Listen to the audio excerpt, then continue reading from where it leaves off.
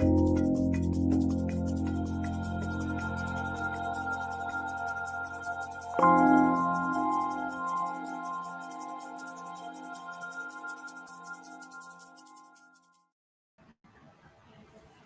hello everyone. Thank you for being here. I'm Fran Costigan, the director of vegan pastry at the Ruby Online Culinary School, and I want to welcome everyone who's here today, students in the Essential Vegan Desserts course with me, guests, graduates, anyone who's interested. Thank you for being here today for the September live event. I had to think for a minute because time's gotten a little wavy for me and from what I hear for some of you. So I'm very interested in this particular topic, and people say to me how it came to be that I picked this topic with our producer, our wonderful producer, Patrick at Ruby, was I get asked very frequently, almost right as many times as where do you get your protein? Well, can you be healthy and eat desserts, or can desserts fit into a healthful diet or a healthful lifestyle? And so my answer is yes. And I'm basing that on my own experience and also people that I know who are doing the same thing. Now, admittedly, when there are certain times when we would be eating desserts more, or call them treats, more than usual. And what I mean by that is, for me, desserts are a necessary part of life and my diet and my happiness and my satisfaction. But they're treats. They're treats. They're meant for specific times, special occasions, birthdays, weddings. The holidays are coming up.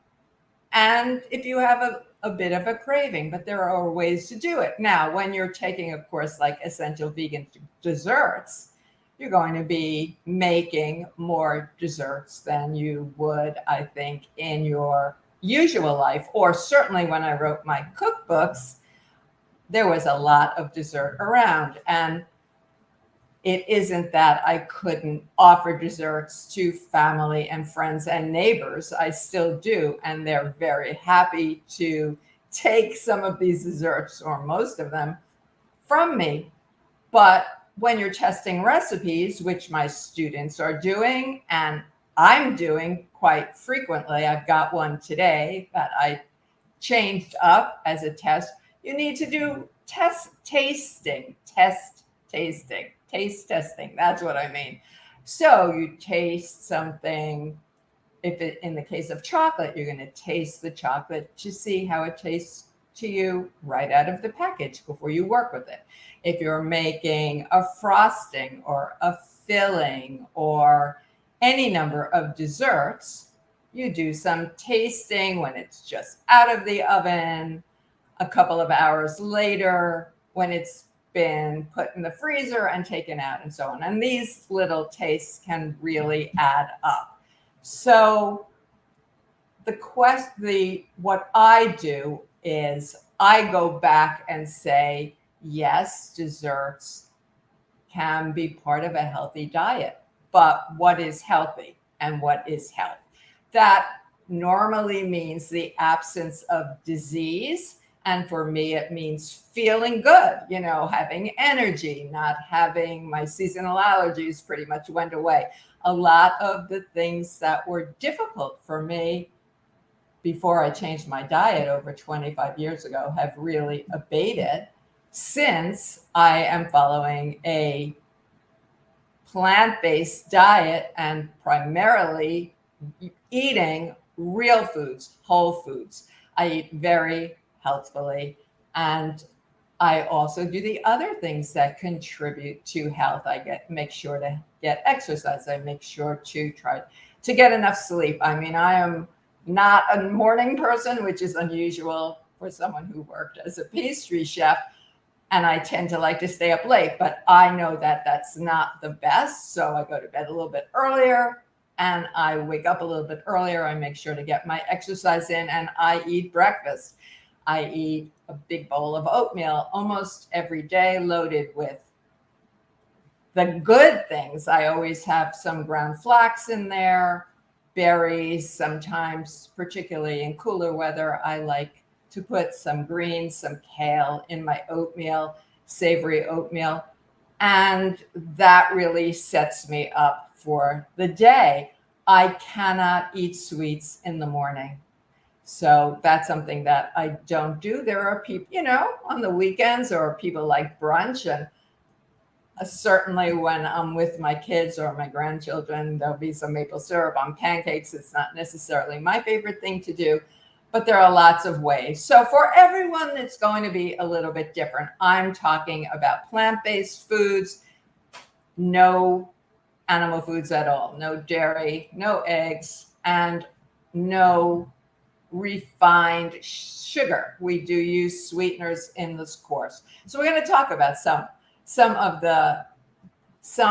the ways that I get around dessert overload while making really delicious desserts. Now, I'm very happy to see my friend and colleague Shar Nolan is here today with me. And I know Shar for years. I met her when she invited me. Shar was a marketing director at a Whole Foods market in Pennsylvania when I still lived in New York. And she invited me to do a demo and book signing. And we just became fast friends. So Shar, some of you, those of you in the Ruby courses, know Shar as one of the graders. And she's really terrific. But the story that I wanted to tell you was I had brought some chocolate truffles, plant-based truffles, to Shar as a gift. And she started laughing. And she said, because the size of my truffles is rather small. It's a 2-bite truffle. I think that's the way to eat a chocolate dessert happily and healthfully. And she said she'd always been used to those kind of the ones you get in the store that are golf ball sizes. So I'm used to it. I believe in serving smaller portions, fill out the plate with fruit, but make something that's delicious, absolutely delicious. Because if you don't, there's no satisfaction going to happen at all. So before I, for real now, jump in, I just want to go over a little housekeeping, and that is to say that on the right side of your homepage, or whatever it is called where you are right now on your screen, there's a question queue, and you can ask a question in that queue, and I'm going to try to get to all of the questions today. I may ask you another question as well. I want to take a moment to remind any students in the Essential Vegan Desserts course, whether you just started or you're a graduate, join the Facebook group if you are on Facebook. It's a wonderful way, a wonderful place to share photos and news and ask some questions. What kind of blender do you like, for example? For questions of a technical sort, write to support@ruby.com, and someone will get back to you rather quickly. And you can always reach me at fran@ruby.com.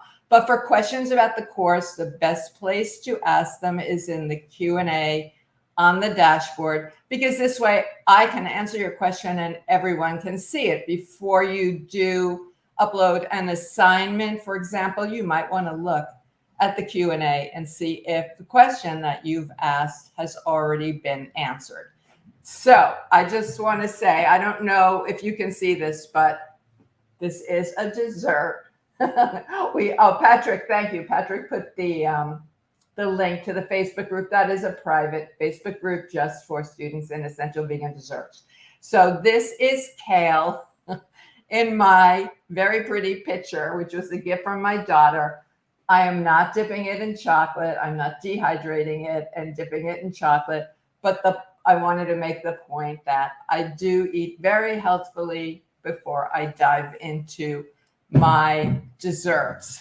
So I think that I'm going to switch things around. I'm going to answer some questions, and then I'm going to ask Patrick to show a video of a particular recipe and show you how I revised the recipe based on some particular dietary considerations. Now, I don't have any allergies. I am fine with soy. I'm fine with nuts and seeds. I don't have a problem with gluten. I know that there are many people who have these other food sensitivities, and we do address them in the course. It is not specifically a whole food, plant-based, no oil course. It is not specifically a gluten-free course, but we have students who go through the course who have these sensitivities. So the first question I'm going to take is from, look at that, it's from Shar. And Shar's question is it best practice to add an acid when baking whole food, plant-based, no oil? That's a really good question, Shar. Thank you for asking it. Now, there are a couple of different kinds of acids. And the reason that we add an acid, for example, I use vinegar. I use apple cider vinegar when I'm making a batter-based dessert. That's a cake or a cupcake, or sometimes even cookies, muffins. Before people were talking about vegan desserts, there were some accidentally vegan desserts during wartime when eggs weren't available. And when I was researching way back when, I say all the time, I've been following a vegan diet, a plant-based diet for 25 years and teaching for that long, but it's probably getting closer to 30, to be very honest. There were no egg replacers.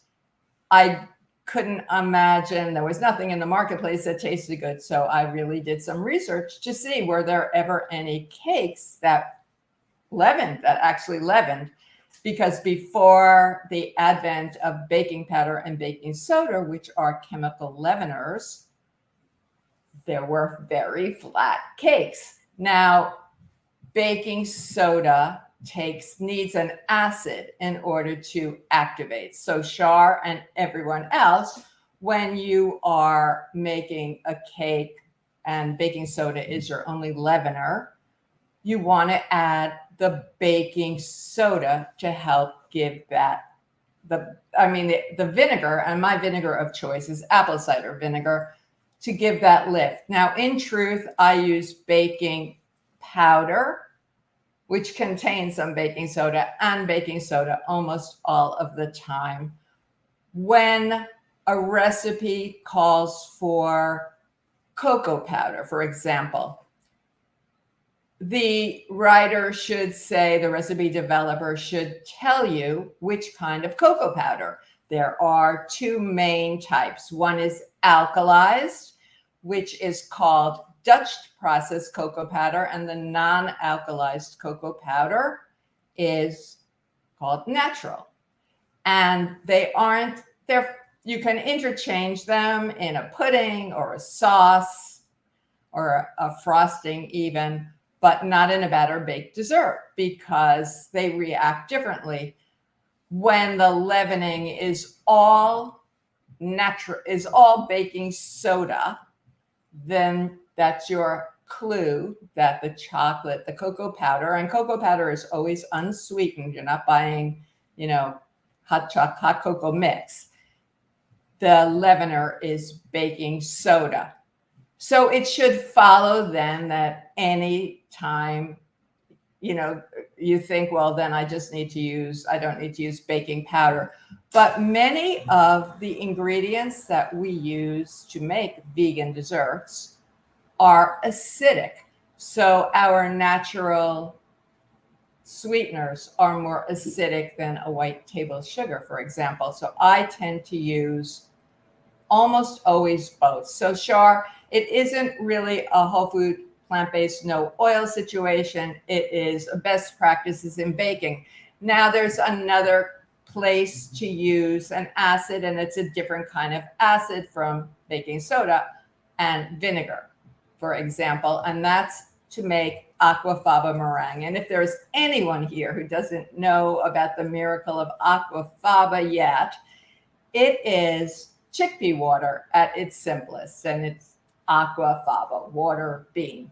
And just in the same way that you would beat egg white meringue with a bit of cream of tartar, which is an acid, you do the same thing when you're making Aquafaba meringue. If you don't have cream of tartar, you can use a little bit of vinegar, or I prefer to use a little bit of lemon juice. So I hope that answers your question, Shar. And if not, send me another one.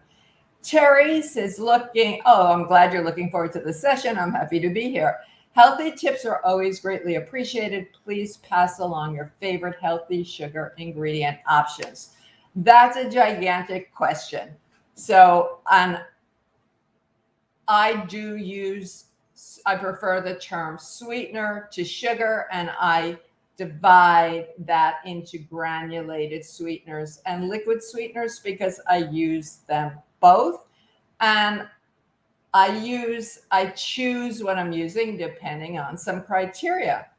What dessert am I making? What is the outcome that I'm looking for? If I am baking for someone with a very conventional palate, for example, I will tend to use organic vegan cane sugar.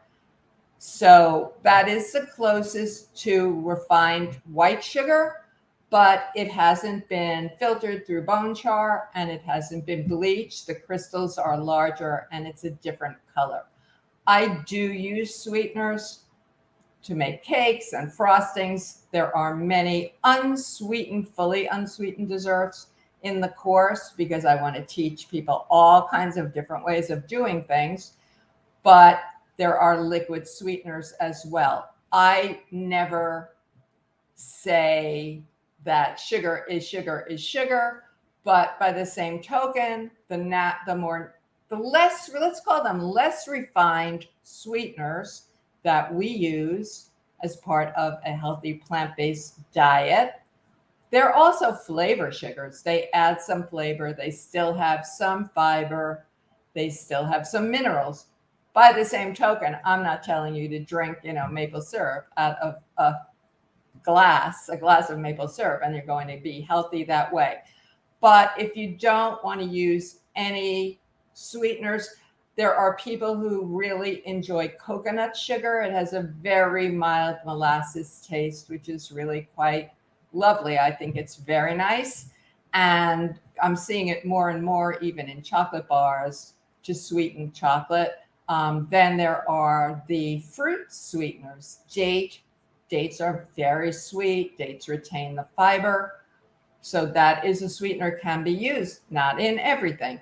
There is a liquid sweetener that is called date syrup or date honey or Ceylon, which is the way it's known in the Middle East, that has been used for millennia, and it is considered very healthful. In terms of the coconut sugar, it is considered a very sustainable sweetener. So I hope that helps, Terry. It's up to you. I just got a new box of sweetener that I haven't used yet, and I think I'll talk about it next month, but it's actually called black sugar, and it comes from a very small region in Japan.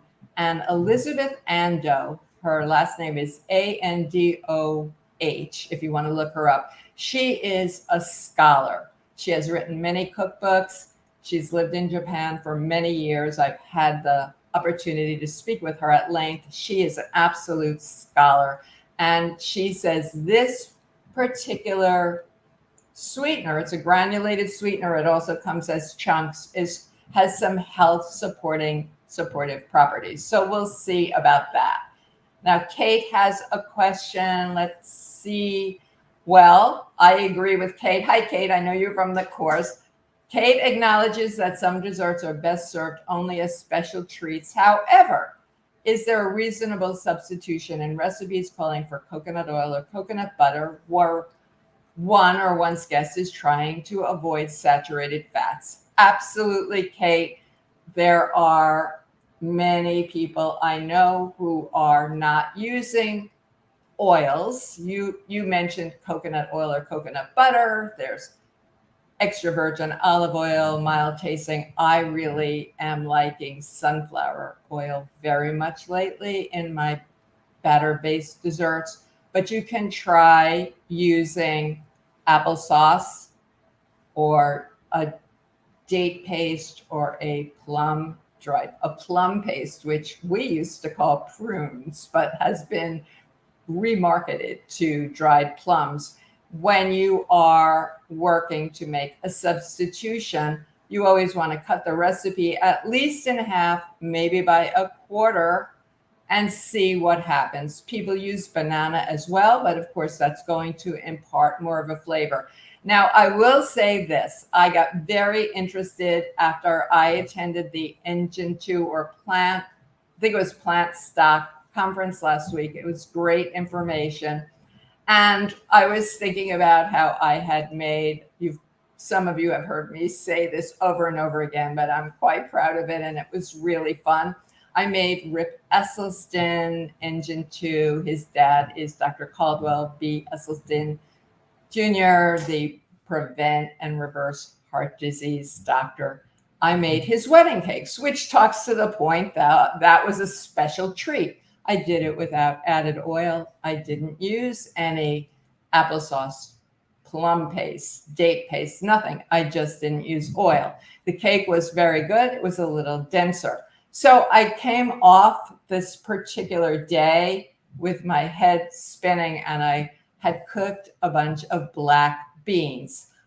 In my mind, I don't like the combination of beans, which beans for me are a big food group. I eat beans every day. I love beans. I have a whole pantry full behind me. I mean, 2 shelves full.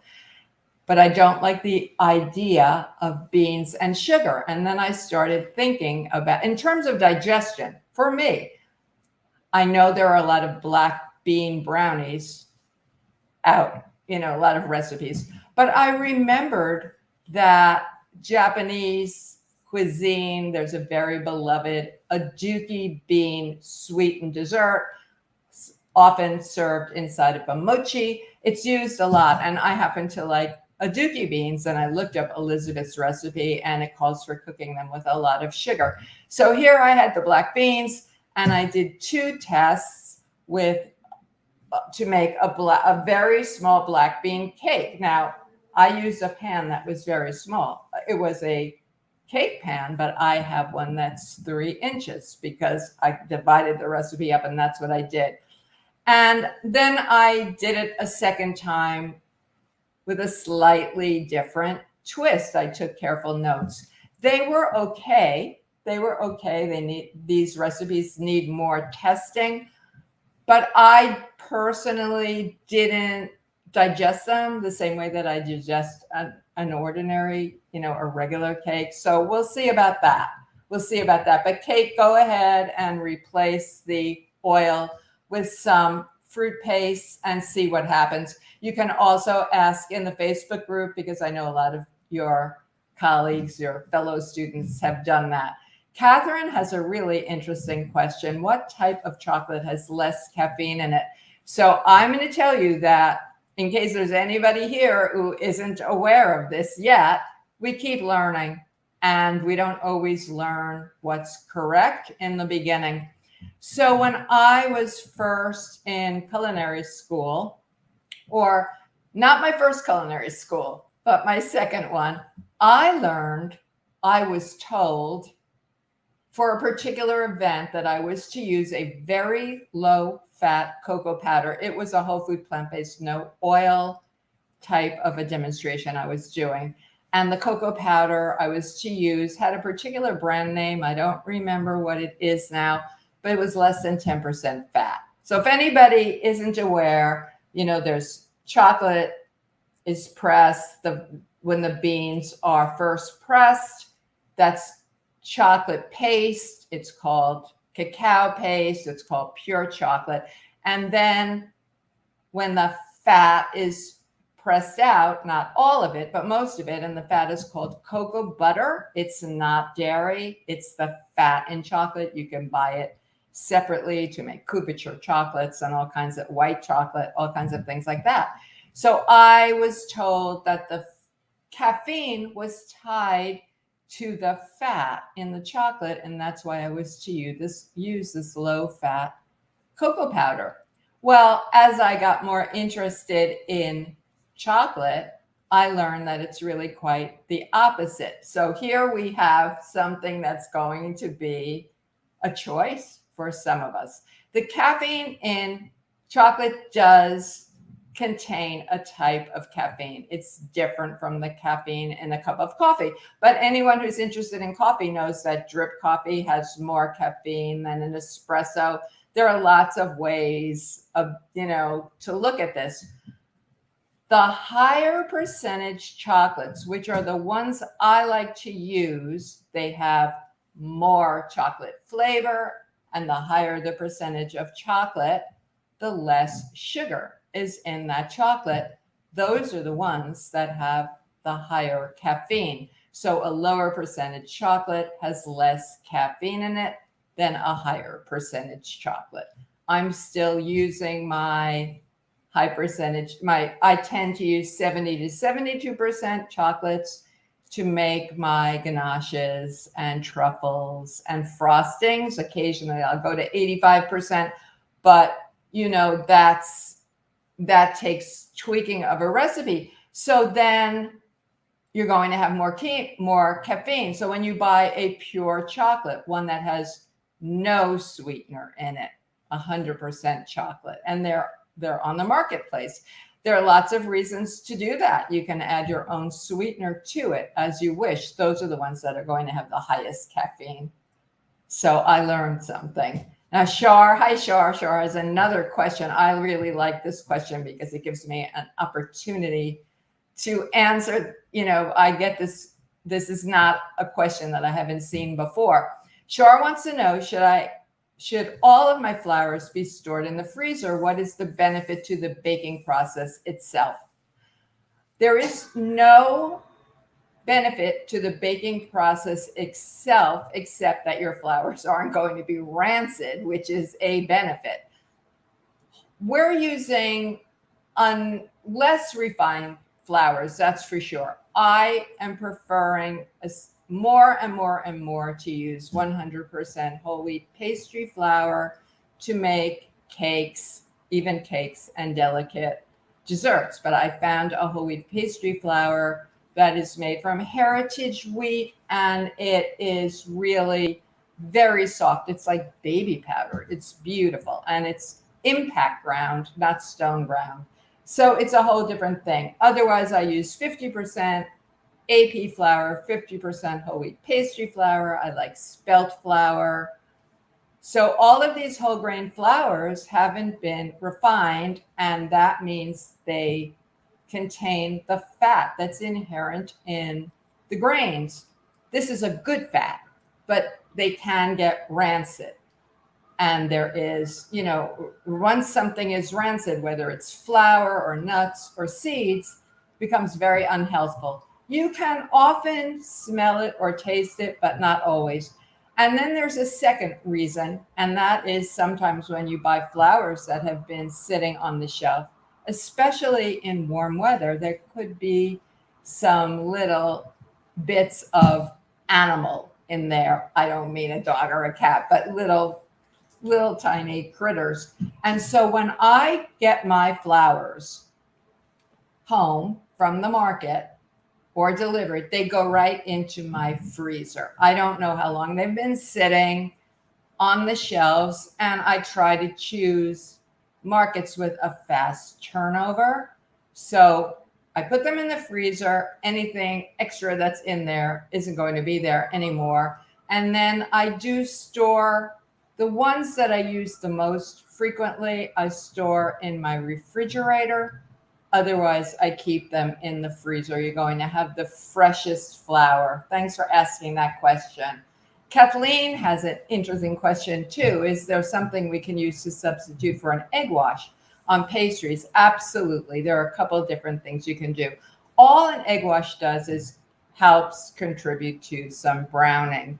So I know a lot of people like to use coconut oil. I don't do that. Depending on the kind of pastry it is, I will sometimes not use an egg wash at all, but brush with a little rice syrup afterwards to shine something up. Aquafaba works. The simplest thing to do is to use a rich plant milk. You don't want to drown the pie crust or your burrika or your scone, but you can just brush lightly. If soy milk for me is one that I would like to use.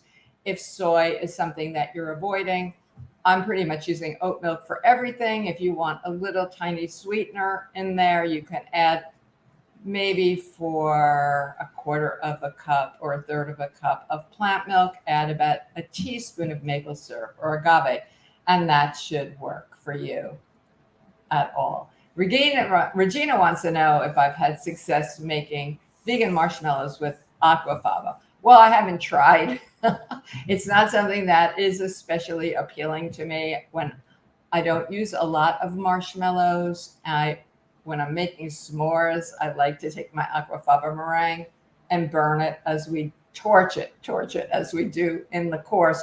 But I know that there are people who are doing vegan marshmallows with aquafaba, but not only aquafaba. There are a number of things that are used. So I think before I get to any more questions, I'm going to ask Patrick to run the video that I sent to him. And as by way of introduction, this is a video from the course on making a tofu cream with ginger, both ginger powder, dried ginger, ginger powder, and fresh ginger juice. It's a really lovely, healthful, very lightly sweetened cream with many uses.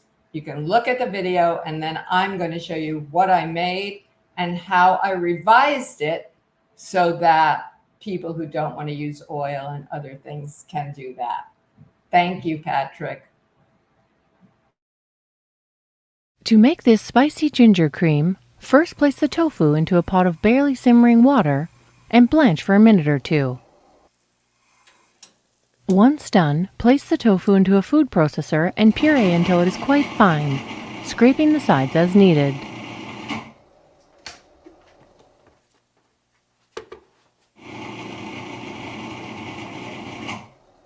Once the tofu is nice and fine, add the oil, sugar, syrup, ginger powder, as well as the juice, salt, and vanilla extract.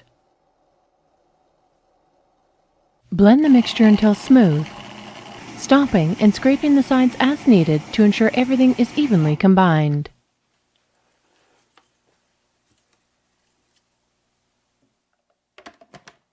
Continue to blend the mixture until you reach a nice smooth consistency. Depending on your food processor, the final consistency will vary. For example, you can see how much smoother this cream is using this high-speed Blixer machine. To finish the cream, add the orange zest and mix to combine. This ginger cream can be used as a sauce with a variety of desserts, or it can be simply served with fresh fruit.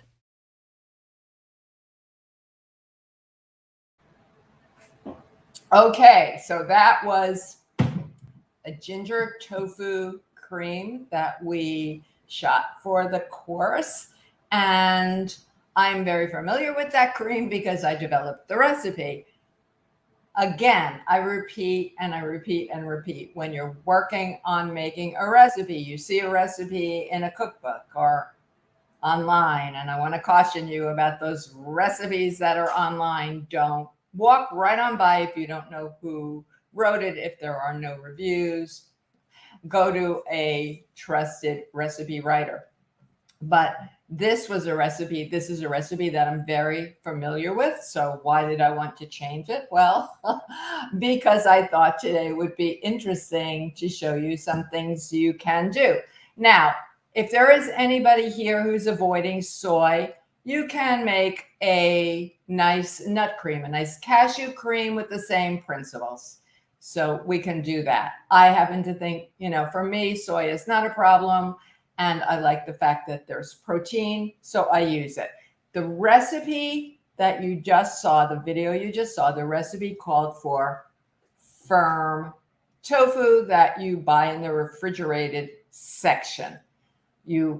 It's different from the kind in the aseptic container like this one. Meringue is really the only brand that I've ever seen. This is shelf stable until it's opened. The other one has to be kept in the refrigerator.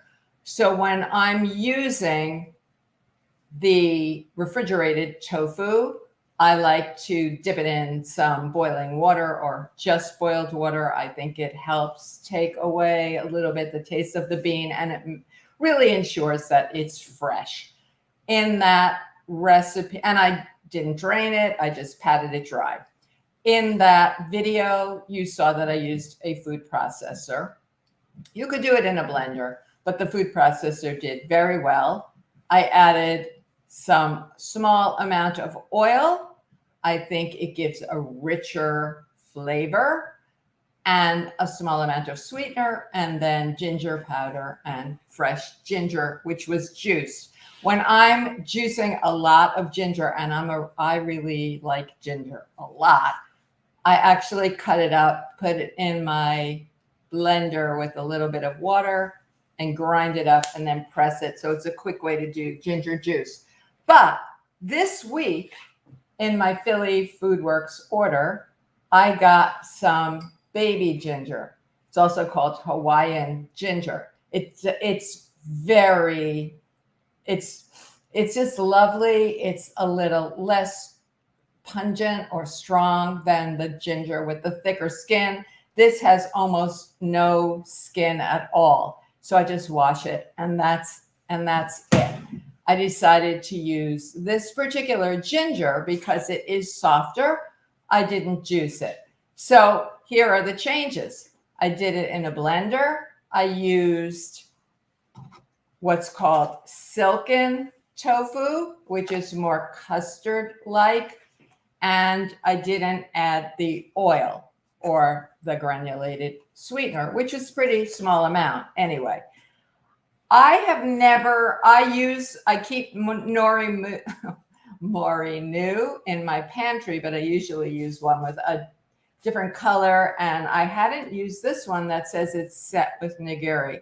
When I tasted it, because of course you need to taste things to get a baseline of how much you're going to have to work with it, tasted a little beanier than I'm used to. This particular kind of tofu is usually very mild.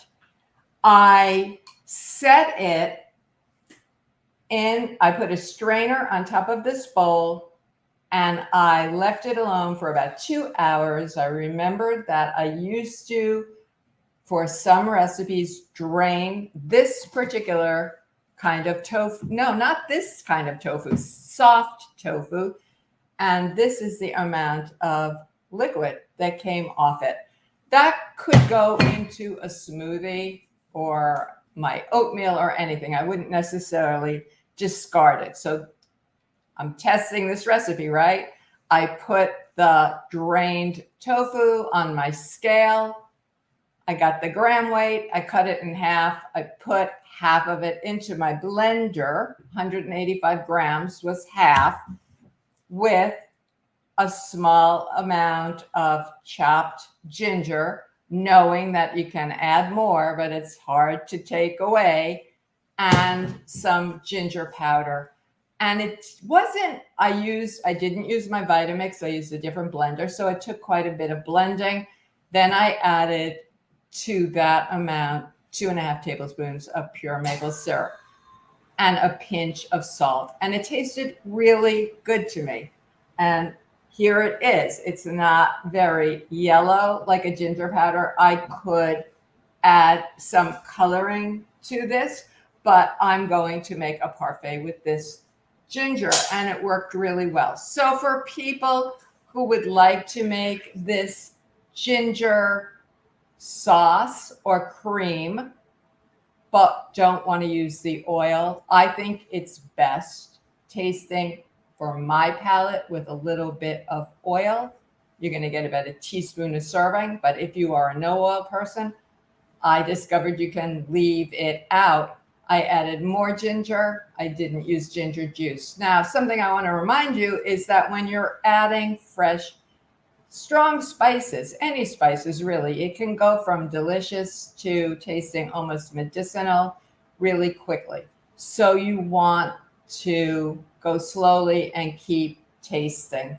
So that's what, that's what I did with that. And I'm going to layer it up in a little while.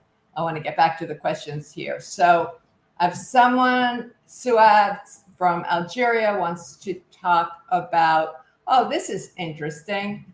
Wants to know cooking tips and how to work to make money and practice the profession with credibility. So Suad, and if I'm pronouncing your name wrong, I apologize. I'd like to know if you are already working as a professional chef. There are many things to do in terms of making money. I can't really tell you, and the business is changing right now. There are a lot of restaurants in my area, and I understand everywhere, who are really looking for help, both prep help and cooks and servers. So it might be the same where you are. You need to understand how to work. So our courses do prepare essential vegan desserts, and the Plant Pro course really do prepare people to work as professional chefs. And there are many things that people do. Some people become recipe developers. Some people write cookbooks. Some people have cottage businesses out of their home. Some people have food delivery services. You need to understand your subject. If you haven't taken a course, it's a good idea to do that. It's a good idea. It's really necessary in the food business to have your Safe Serve certification. So that's something that you want to do. And in terms of those will all help with your credibility. I think showing up neatly dressed, hair pulled back with a scarf, using gloves, all of those best practices that we talk about in our courses make a really big, important difference. So good luck with that, Suad. She also has a question about diabetic patients. So I tend to steer people who are doing desserts for diabetics to desserts that are naturally made without sugar, like a fruit gel, a poached pear, a baked apple stuffed with walnuts, cacao nibs, all kinds of seeds, all kinds of health supportive, fiber, good tasting ingredients in there, rather than using artificial sweeteners. Both of my stepsons were type 1 diabetics, and it really made me cringe when many, many years ago, they came back from the place at the time for diabetic education, being told to drink a whole lot of Diet Coke. So I don't think that works, and I know things have changed. But that said, I don't really I see Shar has a comment about this or a question. I don't especially use the non-nutritive sweeteners, the no-cal sweeteners. Now, I never use, Equal and whatever that thing was in those pink packet. I can't even remember. My mother lived on it. Stevia, leaf. I will sweeten a cup of tea with stevia, leaf, but I don't care for the powder. I have a big bucket of all of these newer non-nutritive sweeteners. Most of them, except for stevia, are sugar alcohols. I think they're better in combination. There's one that will kill your dog, so be careful about that. I tend to use allulose more than any of the others. but sparingly. And allulose works the most like sugar and has the least offensive taste. So Char, and I think that, again, I think the way to do non-caloric sweeteners is to focus on desserts that don't need to be sweetened. I mean, if I think pure maple syrup in very small amounts is okay. I'm told that date paste can be okay for some people, but if the registered dietitian you work with is encouraging stevia or stevia, then you might want to ask her more questions about it, and ask also about allulose. Many of these sweeteners, they're all over the marketplace. I even saw allulose in Trader Joe's recently. If you notice, they are in combination one with the other, and they're, for some people, you're eating a piece of cake or a cookie made with these sweeteners, and you might find that you have a stomach ache afterwards because they can affect your digestion. Oh, hi, Sharon. Oh, I want to say hi, Sharon. I miss you. Sharon was my neighbor in New York. Used to run over to make desserts with me and taste them, but I moved away, and she moved away too. So Sharon's question is, when you're developing cakes, muffins, cookies, anything baked requiring a leavening, is there a rule of thumb for the amount of baking powder or baking soda? That's a really good question. I would like to say that for each cup of flour, when we're doing vegan desserts, use a teaspoon of each. But that isn't, it's not set in stone. I want to make the point that our desserts work, and we do have some formulas, absolutely. But depending on what else is in the cake, if you're making a lemon cake as opposed to a chocolate cake, the leavening might change. So look through, Sharon graduated from Essential Vegan Desserts. Look through the recipes in the course, and you'll start seeing a pattern, and that will help you understand it. But basically, baking soda, baking powder, maybe a teaspoon. I have a teaspoon each per cup of flour, and don't forget the vinegar. Jessica wants to know, can you make healthy gluten-free desserts that are just as tasty? Well, Jessica and everyone else, if things aren't tasty, I'm not there. I mean, I just don't see the point. So I will walk on by. If I make something and it isn't absolutely delicious, I'm going back to the drawing board or into the test kitchen if it's almost good, and if it's terrible, then it's terrible. The answer is yes.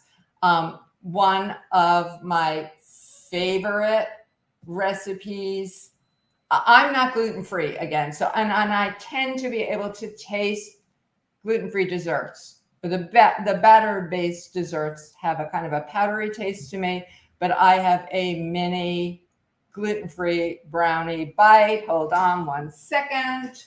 Happens to be right here. That is made with some prune paste or plum paste that tastes absolutely delicious. A lot will depend on the gluten-free blend that you use. If you're buying a blend, I think the Bob's Red Mill 1-to-1. AP gluten-free baking flour with the blue label is the best one. There are lots of recipes.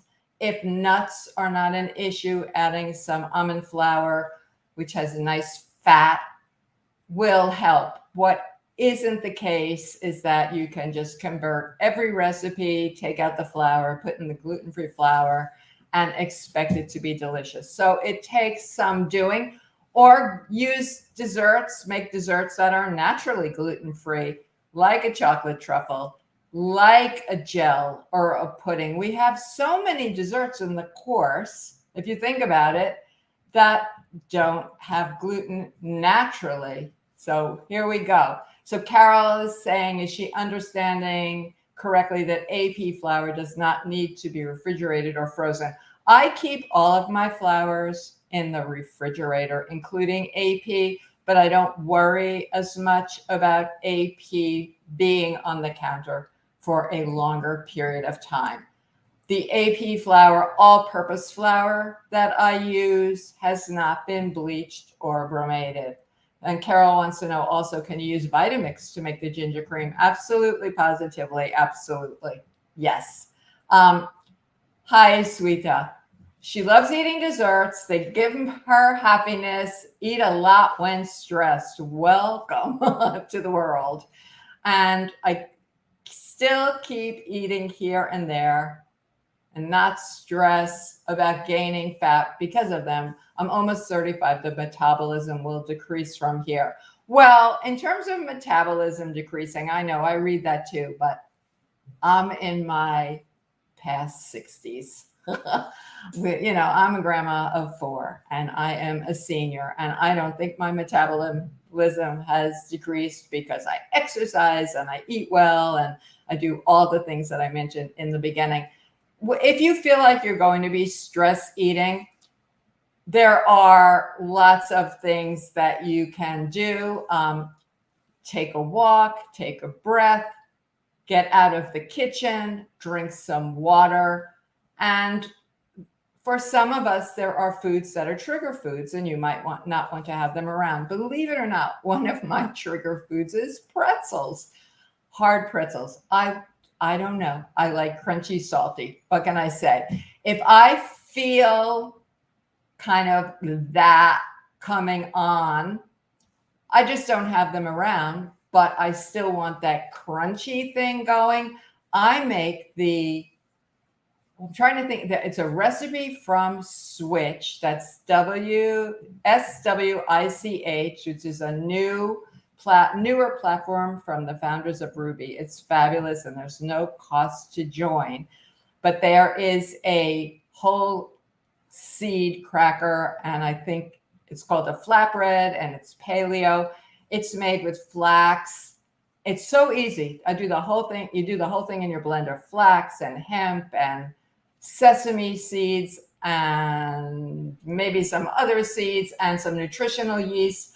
I add more of the spicing, more oat. Yeah, not oat. You see, I'm thinking about desserts.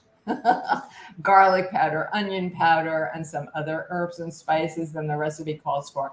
And when I need to crunch, I do that. Or, I always, when I'm prepping, I make sure to have carrot sticks, celery, and things like that around, so I don't necessarily reach for a dessert. But if I want a dessert, something little like this isn't going to be a problem for me. Or, one small truffle, because the ones I make are delicious, it's going to be satisfying. So good luck with that. Phyllis is interested in pie recipes and methods. We have a whole unit on how to make pies and essential vegan desserts. It's a process. Now, when I was choosing the pie dough to use as our teaching recipe for the course, I wanted to really teach something that was quite different. And our pie dough is made with a chilled oil instead of vegan butter.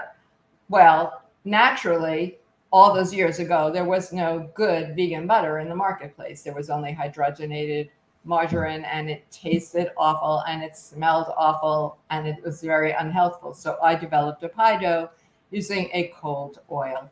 And it takes a process. It's a process. So anybody who has made pies or has seen recipes for pie dough, pastry dough, knows that it's not difficult once you understand the process, but there is time needed because you mix up the dough. You don't overmix it, but you add enough liquid, but not too much liquid.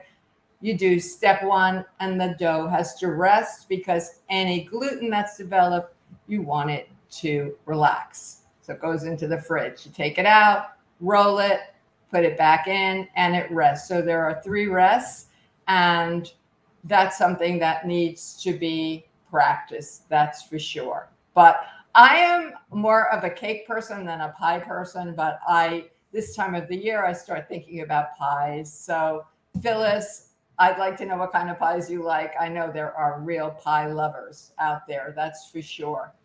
Okay, Lewis says, I see in some baking and desserts that pastry chefs cracked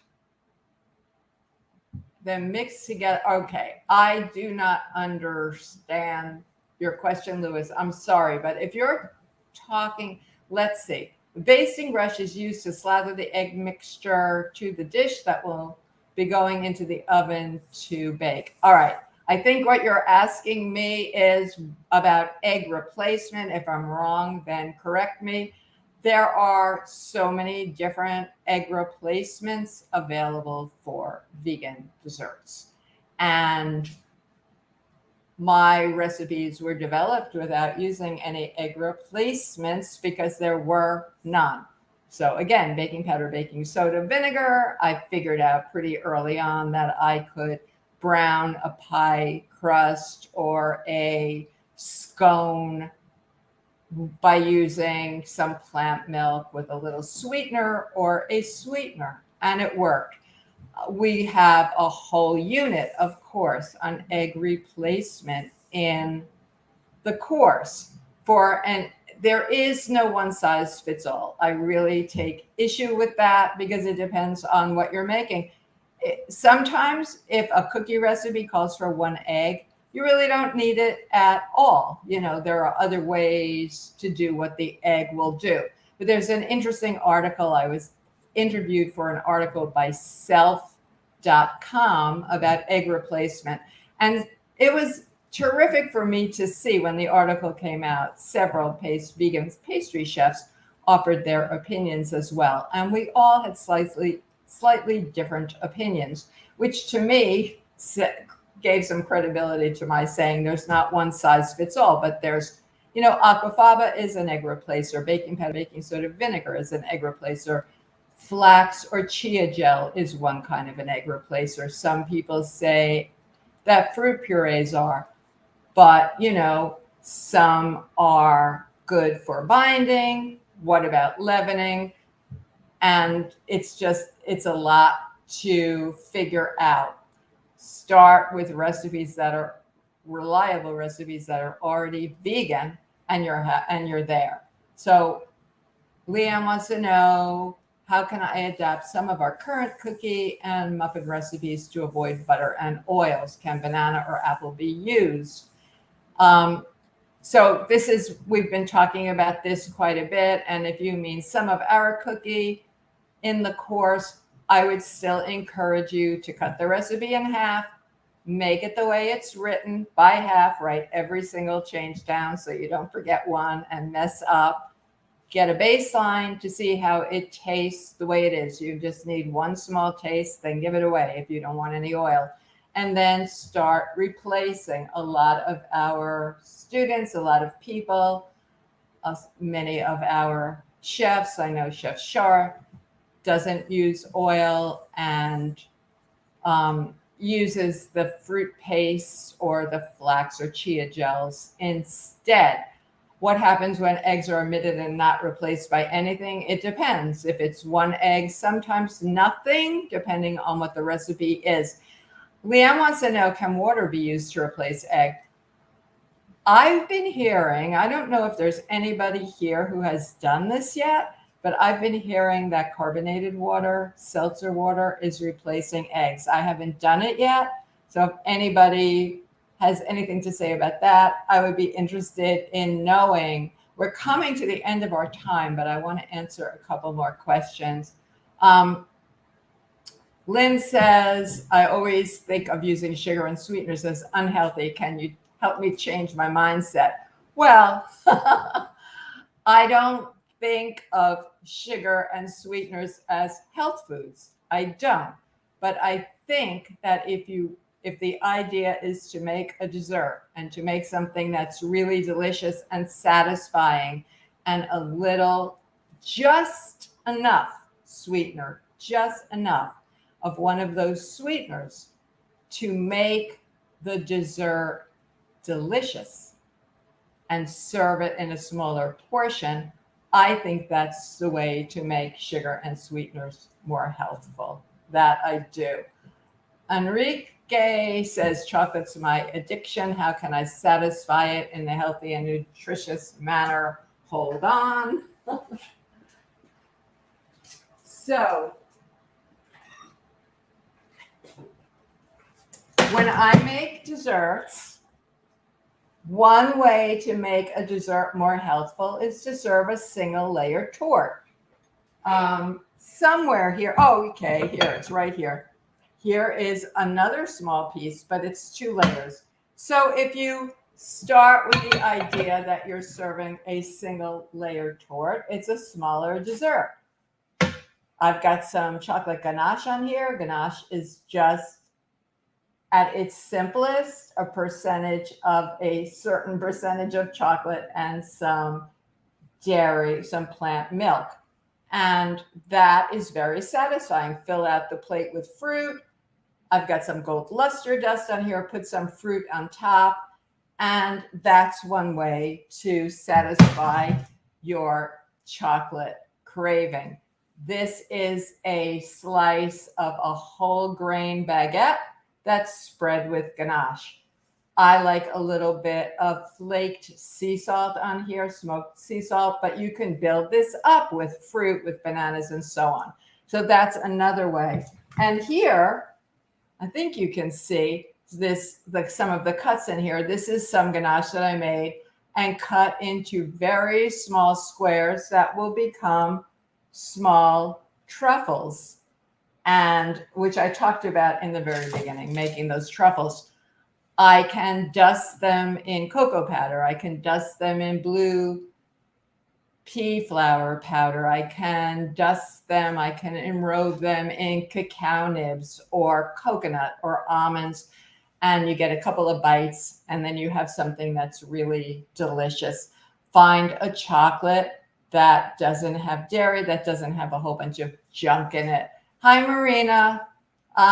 Marina says she doesn't have a question. She's just stopping by to say hello. Thanks for the course.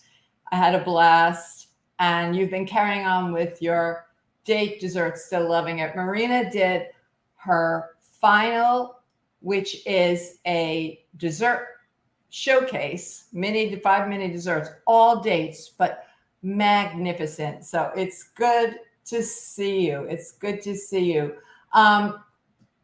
Let's see here. Here's an oatmeal question. Since oatmeal is a possible savory item, what are some classic savory items that you make dessert? Well, our drop biscuits don't have any sugar in them, and we've had people add in spices and herbs and chopped greens and so on.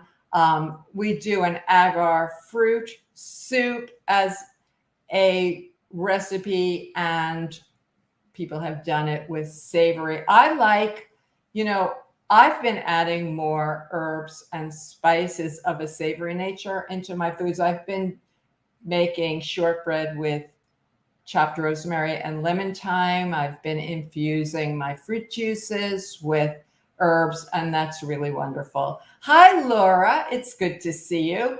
Laura wants to know, in a pinch to satisfy a formerly diabetic husband's sweet tooth, I have relied on nice cream, frozen bananas, wild blueberries, and cacao nibs and a splash of maple syrup, which he swoons over. And Laura says, healthy with a question mark. I would swoon over that too. And thanks for bringing that up, because for people who don't want to eat ice cream, now I have a whole chapter on vegan ice creams in my cookbook, Vegan Chocolate. They're delicious. I have the kind of ice cream machine you just plug in and make ice cream. So there are so many vegan ice creams in the marketplace today. But when I am doing what I'm doing right now, which is moderating my desserts for a period of time because I'm coming off a lot of testing, if I get a craving for ice cream, I do make nice cream. And if there's anyone here who doesn't know what that is, it starts with frozen bananas. I don't want my banana to necessarily taste like banana. A lot of people do this in their Vitamix blender. I prefer to do it in my food processor. I find I can control the consistency. So you can take these frozen bananas, cut them up. You can add cocoa powder. You can add frozen fruit as Laura does, strawberries, all kinds of things. Sometimes I don't, you have to taste the fruit to make sure that, is it sweet? I have these blueberries today. They're giant, right? And they're actually very tart. So if I were using them, I would add some maple syrup, but that's a great thing to do. And then that's enough. It's ice cream. You want to jazz it up. You can add, if my grandchildren are here, I add some vegan sprinkles or a little bit of chocolate sauce. That's really great. Mary wants to know, is there a rule for substituting carob for chocolate? No, there isn't. A carob is much sweeter than chocolate. And I roast my carob first to add to the flavor of it. It kind of clumps around the edges, and then I strain it. So that's the thing to do for that. They're both brown, but they're very different. Sharon wants to know, what's my favorite fall dessert recipe? Something with pumpkin. That's kind of hilarious because I've been resisting pumpkin. It just feels too soon. I'm holding on to summer. I'm one of those people that really like summer and hot weather, although it was 91 degrees here yesterday. That's a bit much, but yes.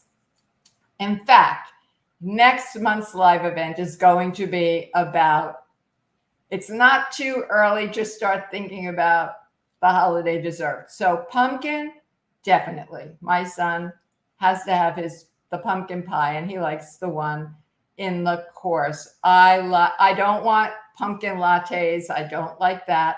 I like pumpkin mousses. You can do the same thing with the cashew cream or with tofu. I like to cook spices into my pumpkin, and it's delicious, but we'll have to talk about pumpkin-y things. I also like apples. I love baked apples stuffed with all that healthy, all the fiber that's naturally, and everything that's good that's in the nuts and seeds and so on inside of a baked apple or served with a poached pear. To me, that's really fall. So thanks for that question. Shar says she loved this event. Well, thank you for being here, Shar. And thank you all for being here with me. I hope that you had some of your questions answered.